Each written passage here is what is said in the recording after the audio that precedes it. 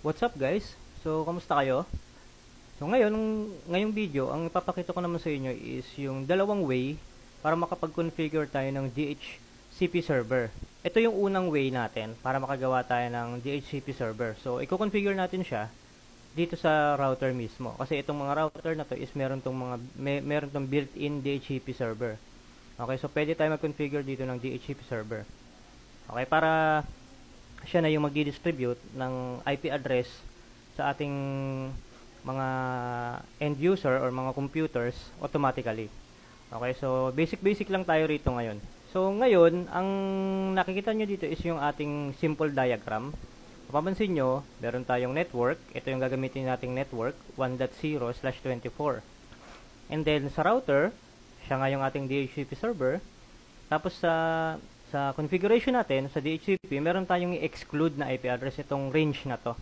Itong 1.1 hanggang 1.10. Kasi pwede natin gamitin yan sa sa mga servers natin, sa mga printers. Or naka-reserve yan para sa ibang mga devices na kailangan ng static IP address. Sunod, syempre yung router, yung kanyang interface na E0/0, configure natin siya ng IP address na to. Yan, 1.1/24. So may switch tayo dito, layer 2 switch lang to, wala tayong gagawing configuration dyan. Kasi flat network lang naman tong gagawin natin. Wala tayong VLAN, wala tayong ibang subnet. Okay, meron tayo ditong Windows 7. Yan yung magiging client natin. And then yung IP, question mark pa kasi dito nga siya kukuha sa router ng IP. So ngayon, configure na tayo. Configure natin yung interface muna na itong router. Itong E0/0. Pero bago pala yun, pakita ko muna yung Windows 7. Ito. Command prompt tayo. ipconfig. So, kung makikita nyo, sa kanyang Ethernet adapter, ang kanyang IPv4 is ito, APIPA. Automatic configuration to. Ibig sabihin yan, walang makitang DHCP server itong computer natin. So, kaya ito yung automatic IP na nakukuha niya. So, proceed tayo dito kay router. Console lang tayo. And then, configure natin yung kanyang interface. So, show IP in brief muna. Ito yung kanyang interface na may nakakonect, which is yung switch E0/0. Wala pang IP. Naka-down pa. So, configure terminal. Pasukin natin yung interface. No shutdown. Para mag-up siya. Then, lagyan natin ng IP address.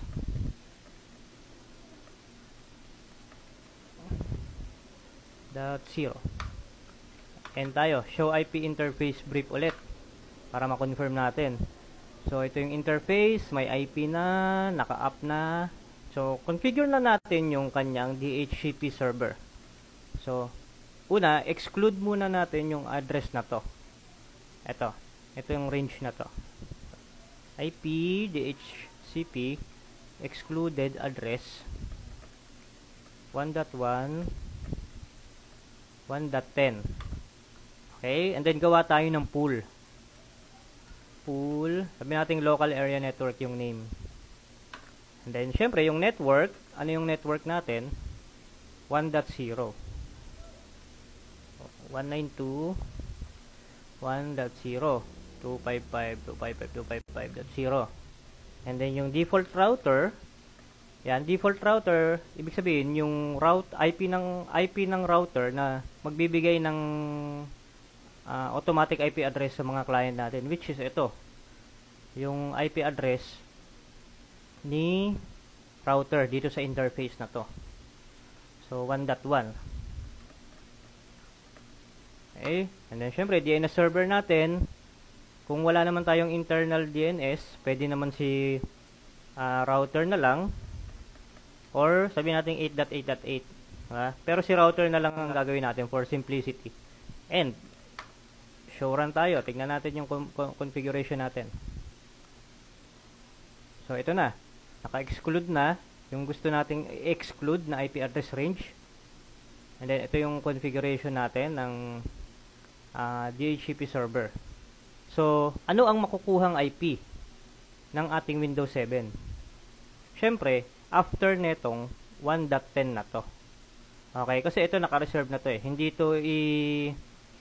to i-distribute ni ni router. Ang i-distribute niya is yung after netong 10. So 11 dapat ang makukuha netong Windows 7. Okay, so all goods na tayo dito, naka-configure na to. Ang gagawin na lang natin is puntahan natin si Windows 7. So kanina, naka-auto configuration siya, APIPA. So ngayon, IP config tayo. Renew natin. Boom. Ganun kabilis. Ito yung kanyang IP. 11. So after siya ng 10. Ito yung kanyang subnet /24. Yung default gateway niya, which is yung default router na kinonfigure natin kanina. Ito. Meron na siyang IP address automatically. Hindi natin to kinonfigure. Hindi natin yung kinonfigure manually. Automatic yan. Okay. Yun.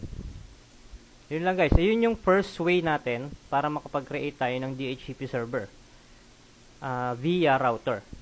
Ang susunod naman natin gagawin or yung pangalawang way natin is gagamit tayo ng dedicated server, which is sabihin na lang natin Windows Server 2022. Mag-i-install tayo doon dito. Mag-i-install tayo dito ng DHCP service dito, and then itong server na to ang magbibigay ng IP dito sa client na to. So, yun lang guys.